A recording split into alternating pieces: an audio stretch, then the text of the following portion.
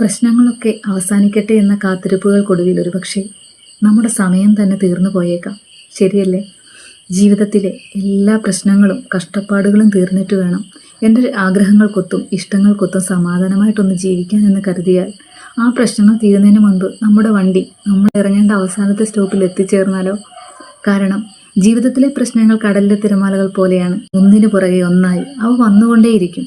അതൊക്കെ പൂർണ്ണമായി മാറി ഒരു ശാന്തത വന്നതിന് ശേഷം ജീവിക്കാൻ കാത്തു നിന്നാൽ നമ്മുടെ ഈ കൊച്ചു ജീവിതത്തിൻ്റെ അവസാനത്തെ സ്റ്റോപ്പ് എപ്പോഴാണ് അതിഥിയെ പോലെ വരുന്നതെന്ന് പറയാൻ കഴിയില്ല. നാളെ എന്നത് നമ്മുടെ ഒരു പ്രതീക്ഷ മാത്രമാണ്. അതുകൊണ്ട് നാളേക്ക് വേണ്ടി നമ്മുടെ ജീവിതം മാറ്റിവെക്കാതെ ഉള്ളിലുള്ള ആഗ്രഹങ്ങളെയും സ്വപ്നങ്ങളെയും നമ്മുടെ പരിമിതികൾക്കുള്ളിൽ നിന്നുകൊണ്ട് തന്നെ ജീവിച്ചു തീർക്കുക. പ്രശ്നങ്ങൾ ജീവിതത്തിൻ്റെ ഭാഗമാണ്. ആ കൊച്ചു കൊച്ചു പ്രശ്നങ്ങളാണ് നമ്മുടെ ജീവിതത്തെ മനോഹരമാക്കുന്നത്. 100% പെർഫെക്റ്റായ ഒരു ലൈഫ് അതാർക്കും തന്നെയില്ല. പണം കൊണ്ടും സ്റ്റാറ്റസ് കൊണ്ടും ഉയർന്ന പദവി കൊണ്ടും ഉയർന്ന നിലയിൽ എത്തി നിൽക്കുന്ന ആൾക്കാർക്ക് പോലും ജീവിതത്തിൽ സാറ്റിസ്ഫൈഡ് അല്ലാത്ത എന്തെങ്കിലുമൊക്കെ കാര്യങ്ങൾ ബാക്കിയുണ്ടാവും. എല്ലാ സൗകര്യങ്ങൾക്ക് നടുവിലാണെങ്കിലും ഇൻകംപ്ലീറ്റ് ആയ എന്തെങ്കിലുമൊക്കെ അവരുടെ മനസ്സിൽ അവശേഷിക്കുന്നുണ്ടാവും. അവരത് ഓർത്ത് അവരുടെ ഇന്നത്തെ സന്തോഷങ്ങൾ ഇല്ലാതാക്കുന്നില്ല എന്നതാണ് സത്യം. ഈ നിമിഷം ആസ്വദിക്കൂ. നാളെയല്ല, നമ്മുടെ ജീവിതം ഇന്നാണ്. ഇന്നാണ് നമ്മൾ ജീവിക്കേണ്ടത്.